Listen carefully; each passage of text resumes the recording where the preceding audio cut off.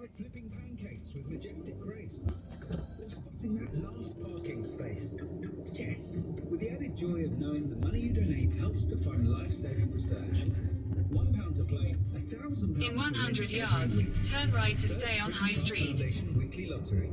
See, it's a little bit exciting.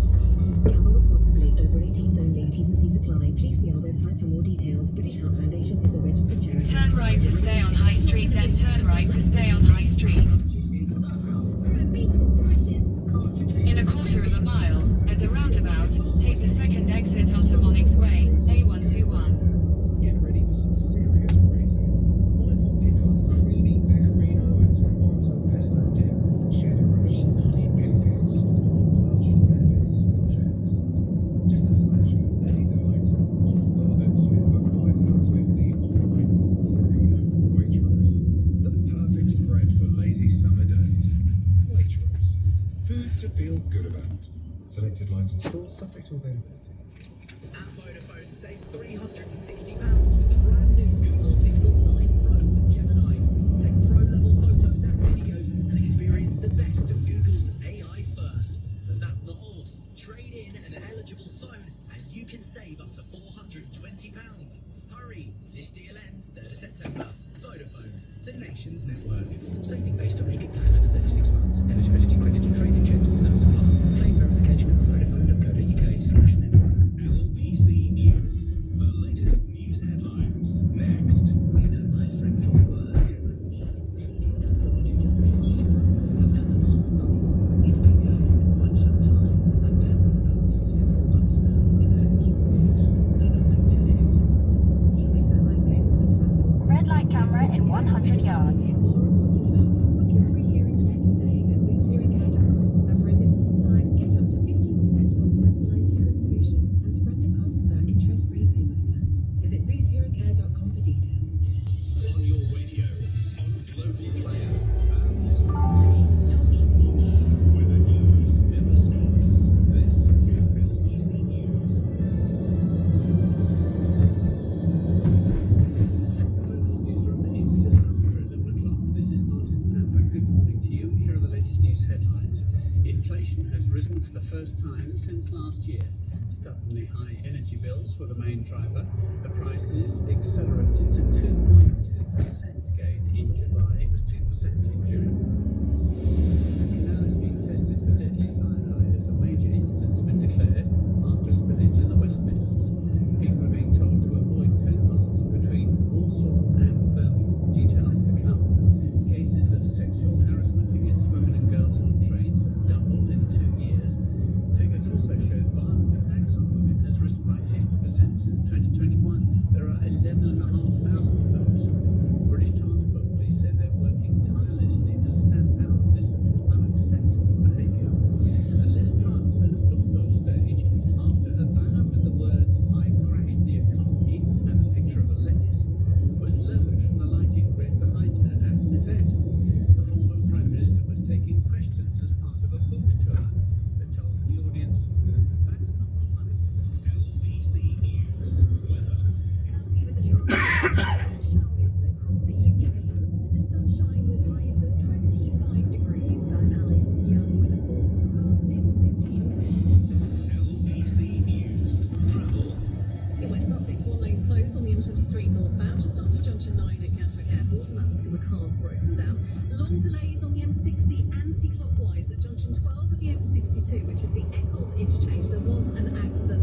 Everything's reopened, but there are still delays of about 45 minutes on the approach. And in Lincolnshire at Caneby Corner, the A15 is now partially blocked northbound. It was after that tractor was on fire earlier. Traffic can go past the sea, but it's still very slow. I'm Joanne Webb. Your next update in 20 minutes here on LBC News. This is LBC News. We'll tell you what's happening in the world of inflation in a moment, but the court cases resulting from the disturbances at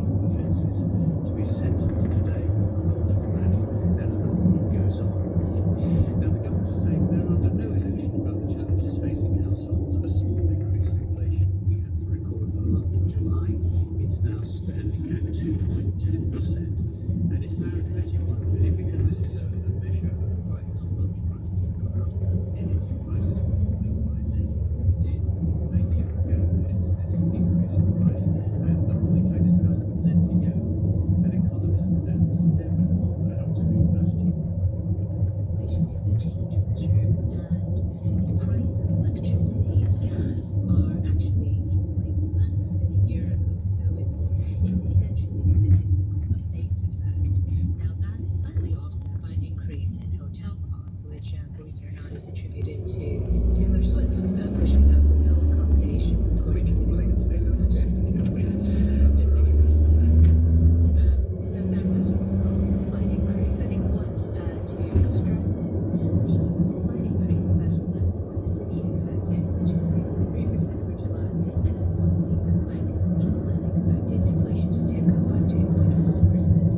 So it's actually less than that. So this is as it were priced into what the bank and the markets were expecting. That begs my next question. Will it change the mind of the Bank of England rate setters as they contemplate further rate cuts? Probably not, because it is less than what they expected, and all the underlying price pressures that they tend to look at, for instance, services inflation, that actually slowed sharply to 5.2%, and that's well below what the bank thought it would be at this point. Core inflation, which strips out all the line that's like food and energy, that dropped to 3.3%, and even wage growth, which is something they watch very closely, that's actually slowed to 5.4%, which is the lowest in nearly 2 years. The only bit of statistics that might cause them to pause and worry a little bit is that, and this sounds like good news, unemployment dropped to 4.2% in data out yesterday, but that could make them think the economy is slightly stronger, and usually cut rates when the economy is weaker and price pressures are easing because the economy is weaker in this part of the cycle. That being said, markets, because this is within the bank's expectations, I think the expected rate trajectory from the first rate cut that we've had in 4 years is for rates to continue to come down. May not come down in their next meeting in September, but expectations are that rates could drop to about 4.5% by the end of the year. And today's estimates are unlikely to change that trajectory. Markets, in fact, are pricing that in a bit. Sterling dropped a bit on the news, and that's correlated with expecting a lower interest rate in the coming months. That's Linda Go. Realised the Church of England was sitting on an open secret.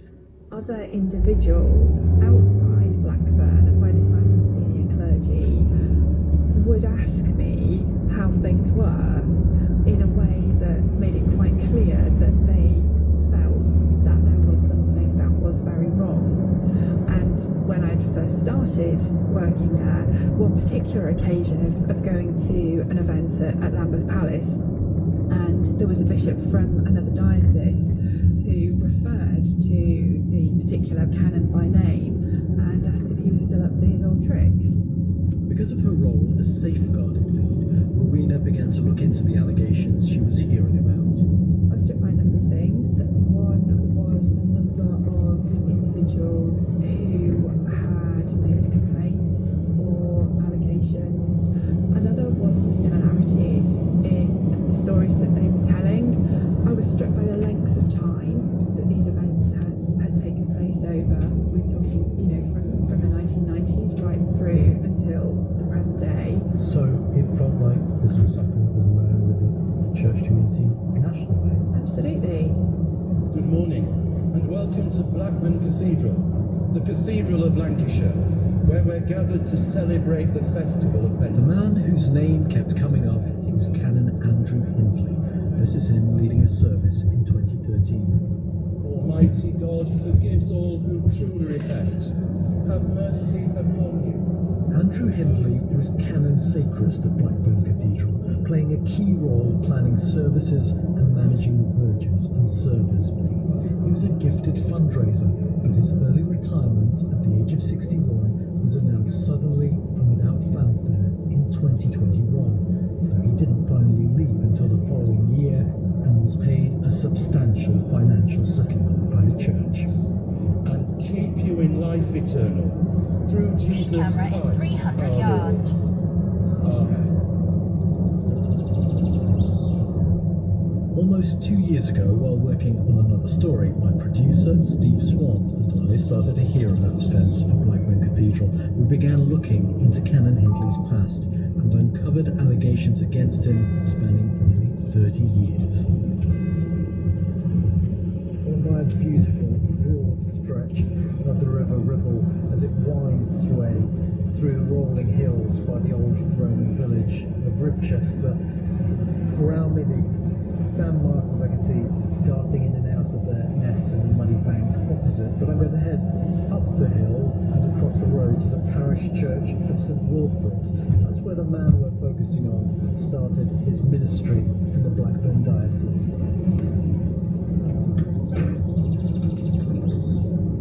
Well, just inside St Wilfrid's church, there's a board on the wall with the names of all those who've served as vicars here. And close to the bottom is the name Andrew Hindley, who was here from 1991 to 1996. I'm just going to head back outside.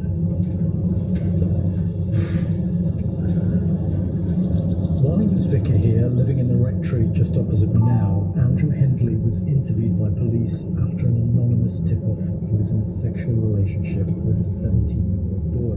Now, this was 1991, when the age of consent was 21.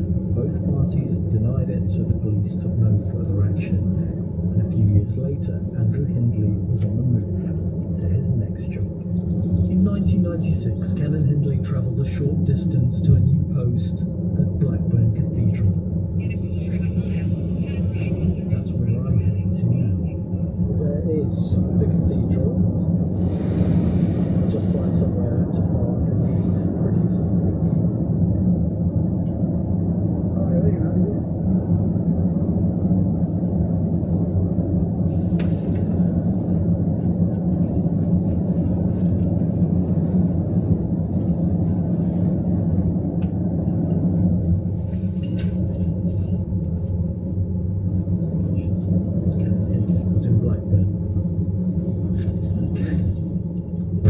Okay, so back in the car to take a look at some of these documents. What have we got? Well, this one says he was arrested in 2000 after claims he was in a sexual relationship with a 15-year-old boy. They both denied it, and police took no further action. And here, another one. He was also accused of sexually assaulting a teenager in 1998. Again, he denied it. And the CPS, the Crown Prosecution Service, said there was no realistic prospect of conviction, so that one ended there. And then spool forward to 2006, he's accused of making an inappropriate sexual remark to a schoolboy on work experience at the cathedral.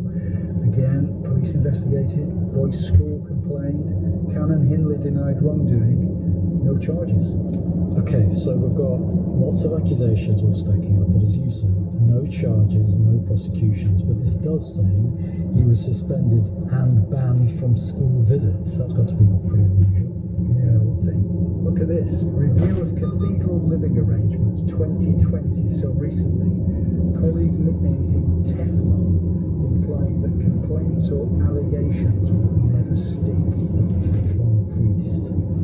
In one of those discontinued police investigations, Canon Hindley was accused of giving the alleged victim alcohol, encouraging him to watch pornography, and then touching his genitals. The documents show the church has known about this for over 2 decades. With evidence of a recurring pattern of worrying allegations about Canon Hindley's behaviour, we needed to find out more about him. But many people were afraid or unwilling to talk until we got a breakthrough. So Steve, who are we going to see now? We're going to see this woman who's been a former colleague of Canon Hindley's, someone who's known him for a long time. As you know, there aren't many people who've really been prepared to be recorded talking about their experiences.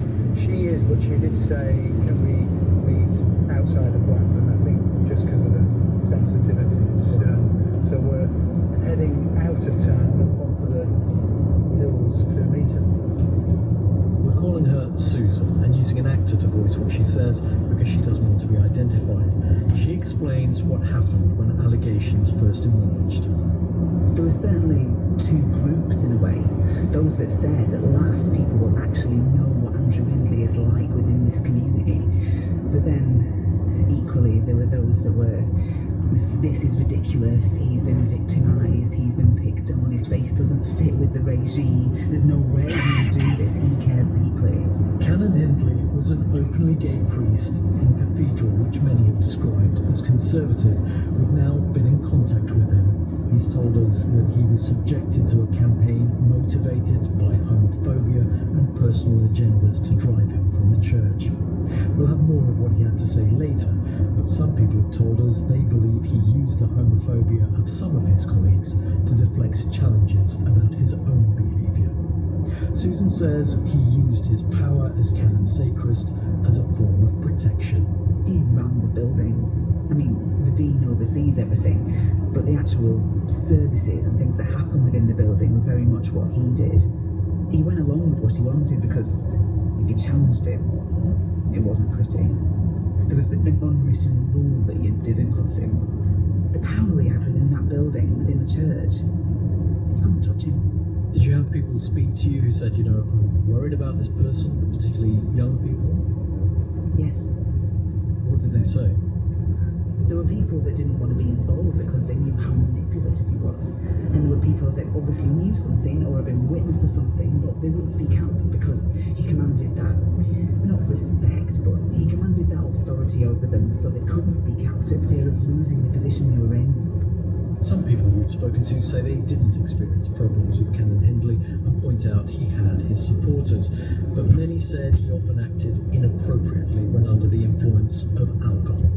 Church documents mention it, and Susan says she saw it happen. There were many other occasions in the crypt underneath the building, at parties and events where the alcohol was just too handy and he couldn't resist it. And the staff there protected him. They would take him out, try and get him back home. Literally, they would remove him from a situation so that he wouldn't get into trouble. They protected him, because by protecting him, they were protecting themselves. In the past, when concerns were raised, Susan says they were brushed off. I was dismissed or told, you do realise if you mention that, it won't be good for you. You were told that by people in powerful positions in the cathedral? Yes. How did that make you feel? There was no one who would listen. It was a long time ago. We know the police didn't prosecute, and Andrew Hindley has always said he isn't guilty of any criminal conduct, but our focus is on how the church responded once it knew about these serious allegations. Church leaders had to assess if Canon Hindley posed a risk, so they commissioned a series of reports, but then failed to act effectively in their findings. That failing is at the heart of our investigation. After our visit to Susan, we sit on a park bench to sift through what we've learned. Well, it's probably time for me and our producer Steve to remind ourselves where we are in all of this and what have you got there? This shows that when he went back to work after his first suspension, he was banned from choir school and school visits. But look at this. The restrictions were never monitored. These internal documents have until now been hidden from public view. They give us a rare chance to see how the church discussed its concerns behind closed doors and reveal evidence up to the present day of glaring weaknesses in its child protection regime. This is the most recent risk assessment in 2020. So this concludes it would be unwise for Canon Hindley to spend prolonged, unsupervised time with young males, as this would both increase risk and potentially also lead to further allegations. Okay, and here a bit further down it says in 2017 Canon Hindley goes for a role in another diocese. They commission a risk assessment which finds significant safeguarding risks. So he didn't get that job, but he was just able to carry on in Blackburn.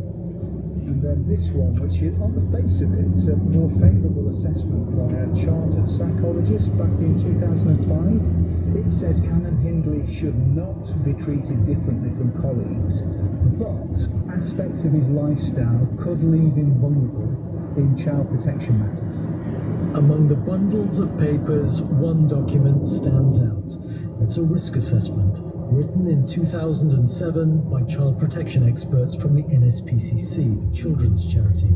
Its conclusions are damning. It says he presents a risk of significant harm to children and young people, and then further down advises that he should have no unsupervised contact with children or young people. And look at that, it even says he should attend a sex offender program and his risk be reassessed. And if he fails to cooperate, the church should think about ending his employment.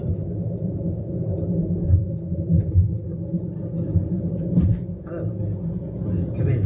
Thank you for having me. Not at all. We'll go this way. We show some of the documents to child protection expert Ian Elliott, who's done safeguarding reviews of religious groups across the world. There are a number of elements to it that are not just shocking and disturbing.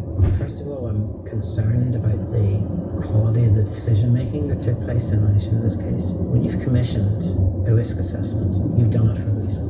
And if that risk assessment is completed by experienced expert professionals who are saying to you there is a risk of significant harm here, then there is a need to act. Why commission a risk assessment in the first place if you're not going to act on it? Is there anything that shocks you about the length of time it finally took to remove this person from office? It's totally shocking. If you don't have early intervention into situations, then you're allowing possible abuse to continue and to occur. And that is not uncommon to see within a church situation where people are unwilling to remove someone and thereby give them continued access to vulnerable young people on the grounds. Well, it's never been proved. It doesn't have to be proved in the sense of in the criminal court of law.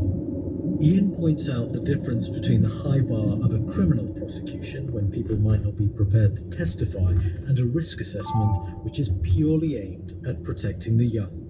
Within safeguarding, you're not trying to apply a criteria of beyond all reasonable doubt. It's not a criminal case. Exactly. You're not going to reach that level of proof. So you work on the basis of the balance of probabilities. But from a safeguarding point of view, you can't lose sight of the fact that you must act and you have to intervene to eliminate and manage the risk that has been identified. Canon Hindley challenged the findings of the NSPCC report, commissioning his own review, which argued the conclusions were flawed and it was hard to maintain an argument of predatory behaviour on his part. He also challenged an assessment by the local council, leading it to apologise for claiming he presented a risk. In a statement to File on 4, Canon Hindley said he's never presented any safeguarding risk to anyone, and faced with multiple, what he says are false complaints, he had little choice but to defend himself. His pushback, with threats of legal action and counter-complaints, is a feature of this story, and may partly explain why the church didn't act. So what could the church have done? Well, over the years they did suspend Canon Hindley at least twice, but suspensions can't continue indefinitely. Why then didn't they just dismiss him? For senior clergy and the legal team within the Church of England, the fear that was always named was a fear of litigation, and the Church of England was spending an awful lot of money on legal fees throughout this case, but it was driven really trying to avoid legal action by this individual against the church. Canon Hindley was one of a small number of clerics holding what's called a freehold office, a more protected status than a regular employee. The main legal fear was that he would sue if the church tried to remove him, something that's spelt out in some of the documents. We're outside Bishop's house here in the countryside, the headquarters of the Blackburn Diocese. This is where the bishop, of course, lives and works. Holding some minutes of a meeting held here in either 2007 or 2008, someone refers to Andrew Hindley's contract, saying if it's broken, you need to evaluate the cost implications. If broken, he could sue for 20 years' pay. The church appeared almost paralysed by fear and indecision, and that was felt by a close relative of one of Canon Hindley's alleged victims. She is our next port of call.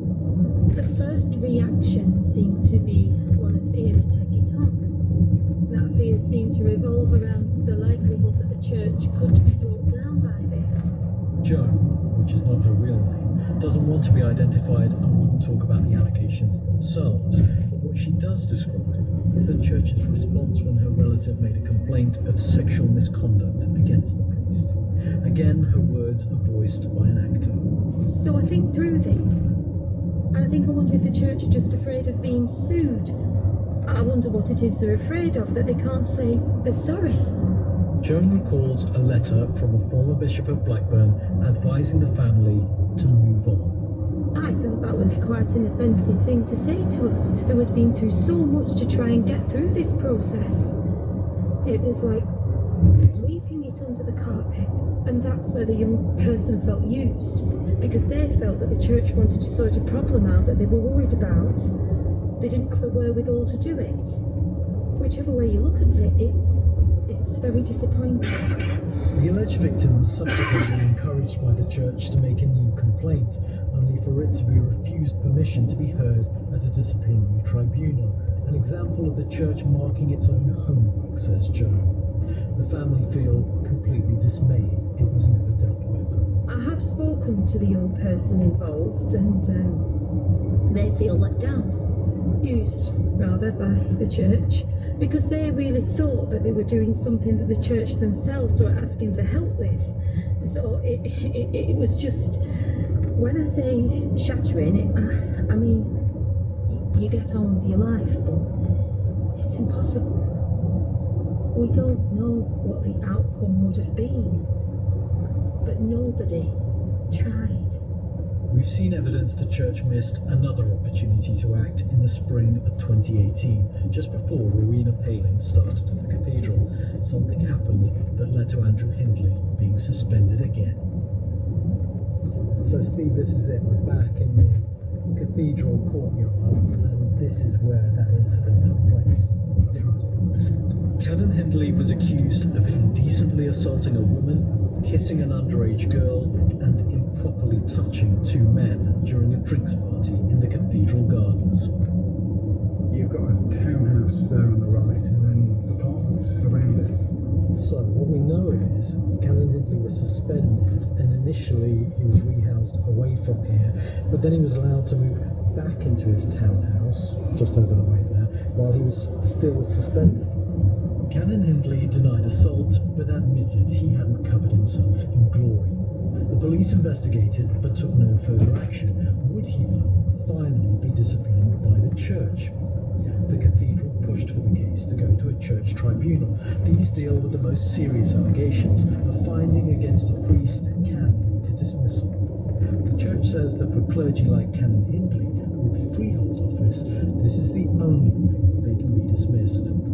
In 2020, a retired High Court judge appointed by the church to decide whether the case should go to a tribunal made his decision. Well, Steve, this is the ruling in that case. The judge says some alcohol appeared to flow pretty freely, and while alcohol provides no defence to assault, for an assault to be constituted, there does have to be some degree of deliberation.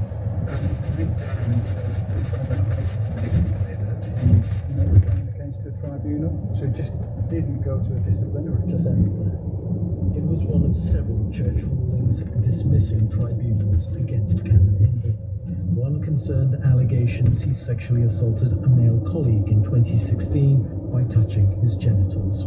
Andrew Hindley denied the allegation, and because the complaint wasn't brought for 3 years, it was ruled out of time. Another involved someone referred to in documents as Boy C, whose case was first investigated decades ago. So this is a report commissioned by the church itself in 2021 into the Boy C case. It says he alleged that in 1998, when he was 17, he was befriended and groomed by Andrew Hindley. He had sex with him, which he now considers to have been sexual assault. And the report does say the boy is an entirely credible witness, and on the balance of probabilities, it concludes it is more than likely the alleged sexual interaction did happen. Canon Hindley has always denied there was any abuse. When the police originally investigated in 2001, the Crown Prosecution Service advised there was no realistic prospect of conviction because Boise originally said he was 18 at the time, but later changed that to 17, which was then below the age of consent. For 20 years, Boise fought to have his case taken to a tribunal within the church. It's been repeatedly dismissed without being heard. The last time was in 2020. Well, this is the first document I saw on this case. It was slid across a table to me. I was told only to read it on the train, and I did, and it's shocking. It's an April 2020 decision from the President of Tribunal's office. It says, I think it could be proved that the respondent, that's Canon Hindley, had some non-consensual homosexual relations with the complainant, that's Boise. But I do not consider that on the balance of probabilities, it can be proved that any of those acts occurred before his 18th birthday. Can you believe that? So what we've got here is a man representing the church saying it could probably be proved that non-consensual sex has taken place. Because he can't be sure whether the person making the complaint was either 17 or 18 at the time, he's not going to take it forward. But surely non-consensual sex is non-consensual sex, and you have to do something about it. It's just amazing, extraordinary. The judge who made the ruling was Sir Mark Headley. We asked him for a comment, and he said the only legal issue before him was whether it could be shown that Boise was under 18 and that the law had since been changed to allow for greater discretion.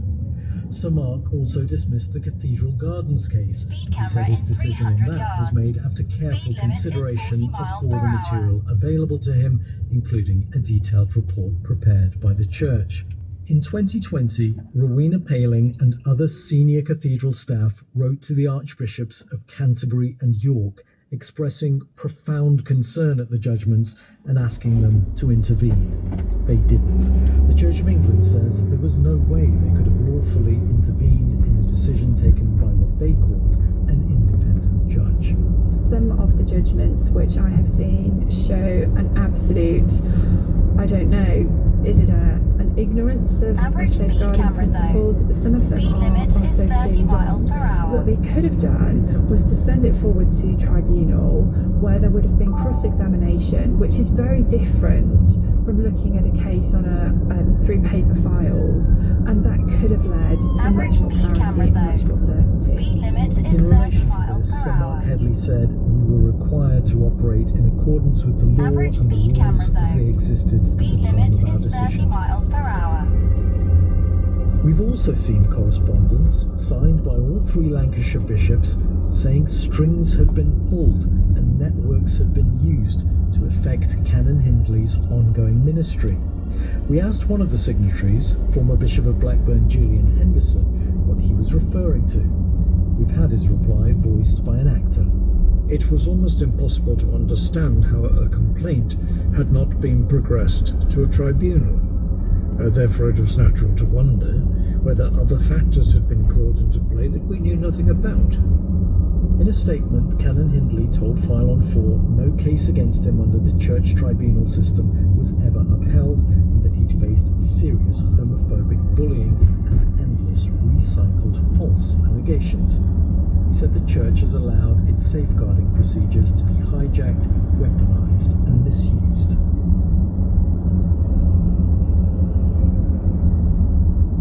So what did church leaders know and when?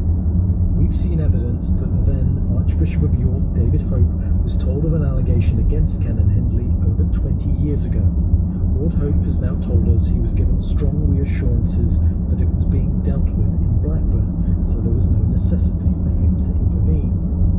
The office of the previous Archbishop of Canterbury, Rowan Williams, had a file on Canon Hindley from at least 2008. Williams said there's nothing to suggest the case was referred to him for advice or action. What about his successor? By 2019, Archbishop Justin Welby knew about the situation. The following year, he did intervene. My name's Andrew Greystone, and I spend a lot of time as an advocate for survivors of abuse in the Church of England. Andrew Greystone says that in April 2020, he was called by a senior member of clergy at the request of Justin Welby to talk about Blackburn Cathedral. The senior clergyman that spoke to me said that they had a long conversation with the Archbishop of Canterbury trying to work out how to resolve this. They said that the Archbishop had told them that the church has lawyers wouldn't be able to resolve this, and the Archbishop himself suggested that one way for this clergyman to go would be to effectively leak the story to the press, put it out in the public domain. Extraordinary to hear that the Archbishop of Canterbury might not trust the ability of lawyers within the church itself. There's not much trust at the senior level of the church. There's not much confidence in the legal systems or the safeguarding systems or the personnel management. You have this extraordinary structure where there are 42 separate dioceses around the country, all managing their own affairs. Safeguarding the church is locked, it's seized up like an old clock. We asked the Church of England for a comment on the plan to leak to the press, but they didn't respond. In the end, the idea was dropped. Despite the head of the Church of England intervening, it seemed nothing would change. Rowena was told she could speak to a bishop from outside Blackburn as a safe space to share her concerns. I began to talk and she stopped me and said that she couldn't believe what I was saying. And more that she couldn't believe what I was saying, that she didn't believe what I was saying, that it couldn't possibly be true because the Church of England wouldn't let it happen. And obviously I said to her, but it is true. This is what's happening. And she just wouldn't accept it. She wouldn't listen. By 2021, the crisis was intensifying. The cathedral chapter voted to retire Canon Hindley on ill health grounds, but he threatened legal action. The cathedral began eviction proceedings, which he also opposed. The Bishop of Blackburn, Julian Henderson, wrote a long letter to Canon Hindley about the threat he posed. We've had part of that letter voiced by an actor. My advisors on this matter and Lancashire Police have both said that were this any other profession, you would have been dismissed. I would like it to be recorded that were it within my power to dismiss you, I would have done so. And then, with Andrew Hindley challenging the vote to retire him, the bishop gave this extraordinary warning in case the priest tried to return to work. I am prepared to close the ministry of the cathedral and have agreement to do so from the Dean and the Archbishops. Such is the seriousness with which this matter must be met. We showed Bishop Henderson's letter to child protection expert Ian Elliott. It's not addressing the core issue at all. Closing the cathedral so that you can sideline someone against whom allegations of abuse have been made is appalling and ridiculous. And if you can't see that, then there's a problem. Julian Henderson, who's now retired, told File on 4 it was the last lever left to pull to stop Canon Hindley returning. There was no way that Canon Hindley could be allowed to return to ministry at the cathedral, and if he could not be prevented from returning, then the only option, albeit drastic, was to shut down the ministry at the cathedral. In desperation, the church then resurrected a plan, first floated around 2007, to pay him off to leave. Back then, Canon Hindley refused a lump sum he considered too small, according to linked papers, which also show he rejected another offer in 2010. The church appears to have been willing to offer £140,000 the following year too. But it was finally in 2022 that a deal was struck amid great secrecy, after Canon Hindley legally challenged the decision to retire him on ill health grounds. We don't know the final amount because non-disclosure agreements were signed, but we understand at one stage the offer from the church was nearly £250,000. This individual has actually been paid a sum of money by the church to retire from their position, and to all intents and purposes has not been held to account in any way for the actions that he is alleged to have undertaken. That is shocking. The Church of England said the payment was confidential and was made to settle the legal action. Andrew Hindley himself talks of it as compensation. For Rowena Paling, the payoff was a tipping point. If a settlement is made, the message that sends to victims and survivors is absolutely horrific. So when there were senior clergy, bishops saying, oh, this is wonderful, it's all resolved, a settlement has been reached, expecting me to be happy, I was devastated. Julian Henderson was Bishop of Blackburn at the time of the payoff. He gave us this statement, again voiced by an actor. I wish other mechanisms by which Canon Hindley could have been removed were available to us, but ultimately we could not allow him to return. This was primarily to protect children and vulnerable young people from the risk he posed. Philip North is the current Bishop of Blackburn, but wasn't in post when the settlement was agreed, and says he's focused on reform. I don't think anybody can be quite happy with the way that situation was resolved. I think for me, as the bishop now, the important thing is, what do we learn from it, and what action do we take in the future? Well, unsatisfactory is one thing, but is this normal for someone who is involved, who's being looked at in multiple investigations, for settlement in that kind of case, just to be able to remove them from their post? For me, what really matters is the learning from that case and the steps that we must take as a church in order to be safer into the future. But what about those risk assessments we talked about that weren't effectively acted on? Even though, as we've shown in our investigation, they highlighted serious concerns about Canon. There is a grey area around risk assessments.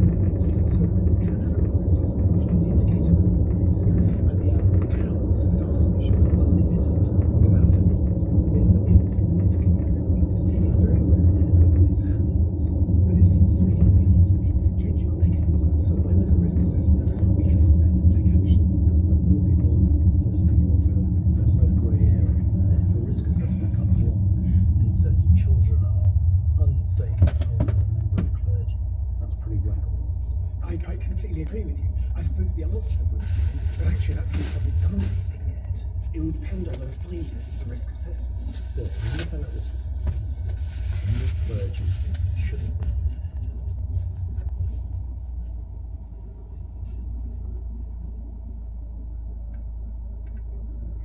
Anything that you can to make sure whatever fight, legal fight or other, will come your way afterwards.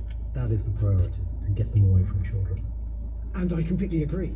But because the clergy are not office holders, not employees, there are limits to what a bishop legally can do at present. Now that's not an acceptable position.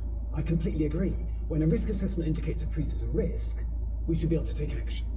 The Archbishops of Canterbury and York told File on 4 this case shows the Church is still working to get its processes right and must learn from the mistakes of the past.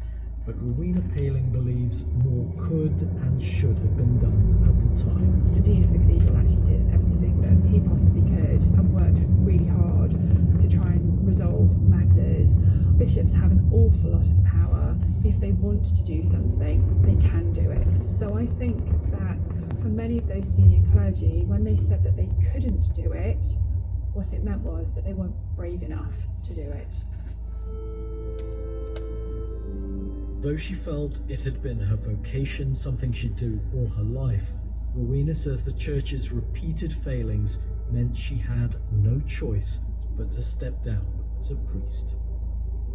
I took a decision on conscience that I couldn't work for an organisation which put its own reputation and the protection of alleged abusers above the protection and care and listening to victims and survivors.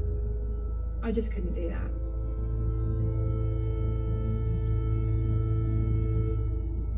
This File on 4 was produced by Steve Swan and Fergus Hewison. The editor was Carl Johnston. And if you've been affected by sexual abuse or violence, details of help and support are available at bbc.co.uk/actionline. Lifelines on BBC Radio 4. Hello, my name's Carrie. I'm with the ambulance service. What's your name? The award-winning high-pressure drama set in an ambulance control room. My patient has been on the floor for 26 death on the phone. It's okay, I'll talk you through that bit. Take the next call, please. We're well over time. Ambulance service. Is the patient breathing and conscious? Lifelines on Radio 4 and BBC Sounds this afternoon at 2:15. Time 9 for the series, which brings new feature-making talent to Radio 4.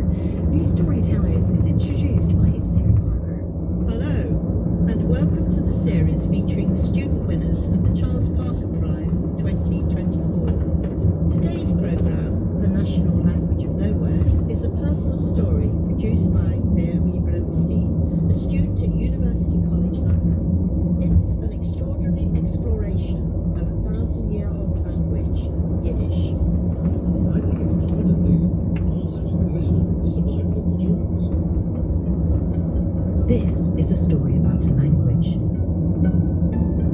Yeah, I may think in English, but I feel. Speed camera in 300 yards. A language Speed with limit is distinct 40 miles history, per hour. heritage and culture.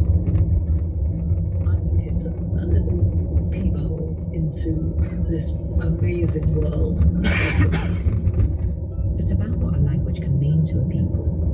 But more personally, I want to find out what it means to the generations in my own family. The ability to find expressions that reflect what is happening, how you are happening, the world around you, the past, the present, the future. Language is so extraordinarily important.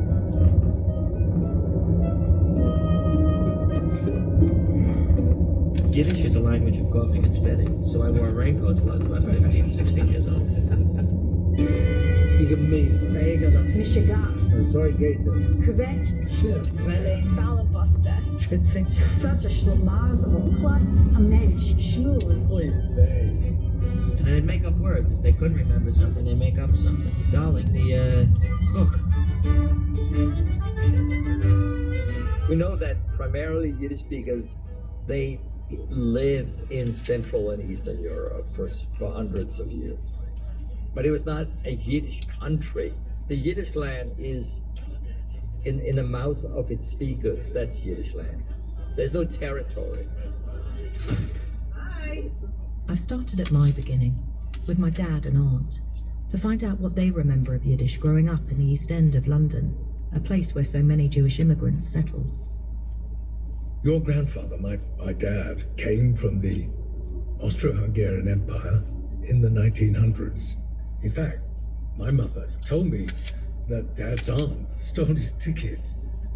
So he traveled across Europe, God knows how, and eventually came to this country. Down on the farm, young refugees are learning the rudiments of the new life which will be there. Here is evidence of tangible help. Jewish lads from Austria and Germany are being trained for the land. My father, and while he was alive, and my mother, all used Yiddish expressions. And they sort of were part of the fabric of our existence. Yiddish was so embedded in our lives, within our culture. I think it was so much part of it that it coloured certainly how I spoke as I began to express who I was. Yiddish musician and composer Wolf Krukowski. The foundation of, really who I am is bound up with Yiddish and the Yiddish culture, and the life we had as refugees and immigrants.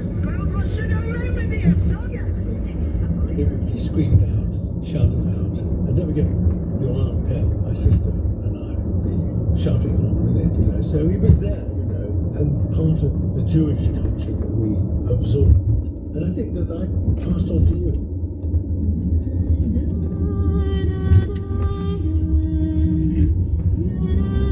It's been said, no other language in history has done as much borrowing, shifting, shaping, or giving as Yiddish.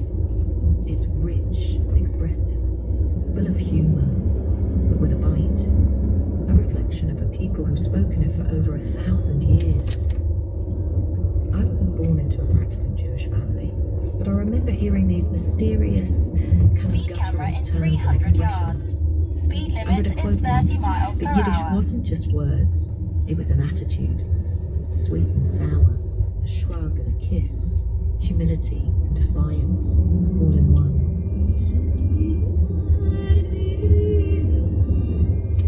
Of course, it reflects something much bigger and wider and deeper as a reflection of a language of a people, and a beleaguered people under threat. Speed camera ahead. If you think Speed back limit to the is 30 miles per tragedies of the hour. Second World War, the Holocaust, probably a vast majority of the Jews who perished in the Holocaust spoke Yiddish.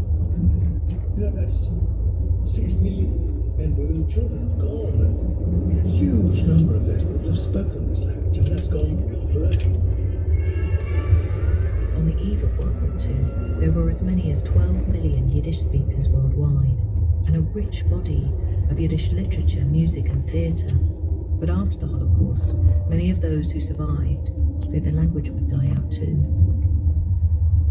So in that sense, it's very, very important. It's all there in the songs, in the expression, in the sound of the language. In many ways, it's a replacement for the people that were lost. The language itself was a glue that kept us in touch with the past. But there are those who believe that Yiddish is under threat, such as Yiddish musician Wolf Gurkowski. I would say that Yiddish is a living language, is on life support. Just a few years ago, Yiddish was placed on the UNESCO list of endangered languages. That's just 3 levels away from extinct. I was so struck by this. So as well as my family, I've been speaking to Yiddish experts to try and understand more and find out if Yiddish is in danger of disappearing. Teaching online. Here's Jan Schwartz, an associate professor emeritus at Lund University in Sweden. With the catastrophe, suddenly Yiddish lost its forward-looking approach in a way, because at that time it was about salvaging what had been lost. And suddenly Yiddish became a language of the past. And that's how we understand it today. That is the paradigm. But it's very important to understand that it was always the opposite. Seekers of the London Yiddish state, the people of the past were just as inventive and creative and intelligent. This is Vivi Lax, a cultural historian, teacher and performer. I think that is where some of the discontinuity that we see because of the war and the annihilation of those communities that Yiddish gives us. It gives us a window into that where there is no other way. People who belong to a minority often feel that the language they've grown up with, which is endangered, should be fought for, should be taught, because when it does die, something dies with it. Part of a piece of cultural history dies, and in a sense, part of your identity dies.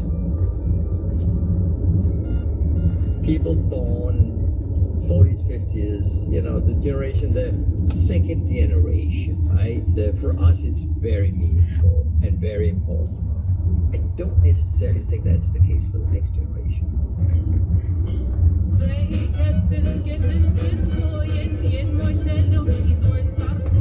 And this is a real question for me, because I'm wondering if that meaning, that significance, is kind of inherently absorbed through the generations. So I decide to talk to my eldest son. I know for a fact that I want to make sure my kids understand the religion, understand the history, understand our family links to it, but other than maybe a few words that I can remember at that point, I'm not going to have much information that I'm going to be able to pass on about Yiddish. It's just not something that amongst my generation seems to have had much lasting effect. So unfortunately I think it probably will go with me. Some people are kind of upset with their parents for not preserving it in a way where it can still be viable and meaningful, and ask the question, well, if this stuff has any value, well, why wasn't it taught to us? Which is a good question. I always thought of Yiddish as these descriptive, kind of fun words.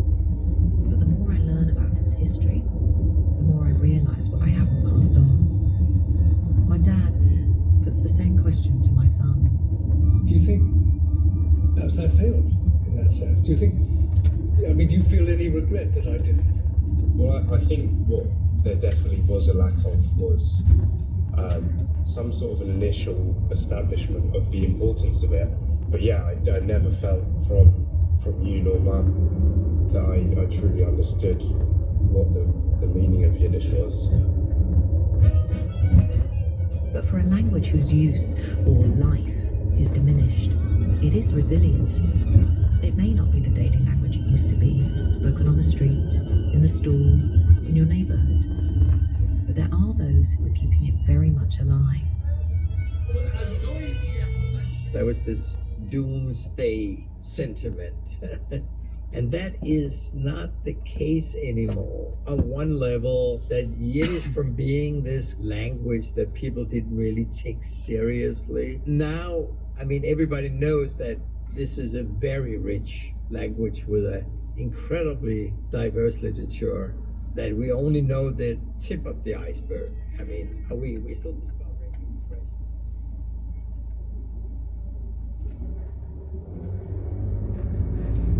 Yes, hello, Sancho.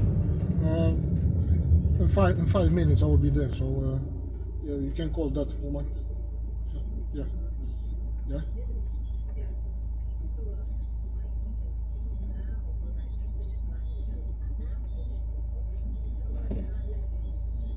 All right.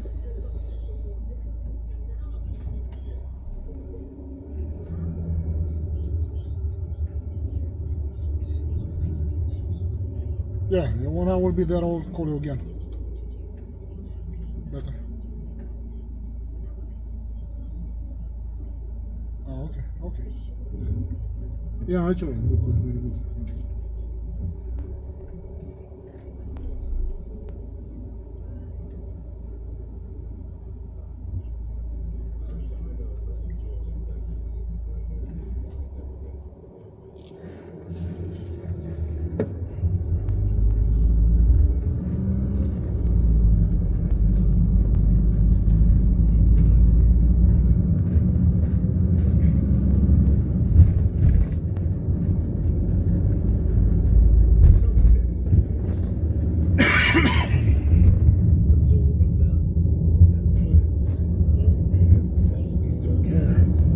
Because as you say, speaking a bit of Yiddish, behind that phrase is a whole world. Speed camera in 300 yards. Speed limit is 30 miles per hour. And I was feeling very typically guilty and a bit regretful. But How you doing? How are you doing tonight? then I got a call. I thought I'd tell you that I have downloaded Duolingo now, and I'm starting some lessons on learning some Yiddish. No. So there is hope after all, for an extraordinary language where even curses are funny. And one curse I really like is "Sollst du wachsen wie ein Zieberle, mit der Kopf hinterher und die Fies herunter." And he translated the expression, "Don't put my head in the ground like an onion with my legs in the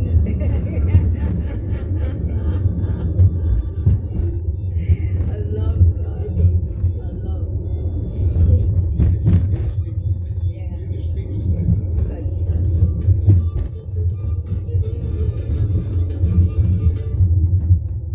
The National Language of Nowhere was produced and presented by Naomi Bloomstein and was one of the winners of the Charles Parker Prize 2024. New Storytellers is a soundscape production for BBC Radio 4. Sarah Parker there, and New Storytellers is here at the same time tomorrow. And it's A-level results day tomorrow. Good luck, everyone. So you and yours is discussing the cost of going to university in just a few minutes. On BBC Radio 4. I'm Jeffrey Watchie. And I'm Anna Phoebe. The new series of Add to Playlist. Exploring a rich musical web. Speaking as a lyricist, the easiest part of your job is writing la Okay. la la over and over again. Each week, we're creating a playlist of 5 interconnected tracks. It's like I lose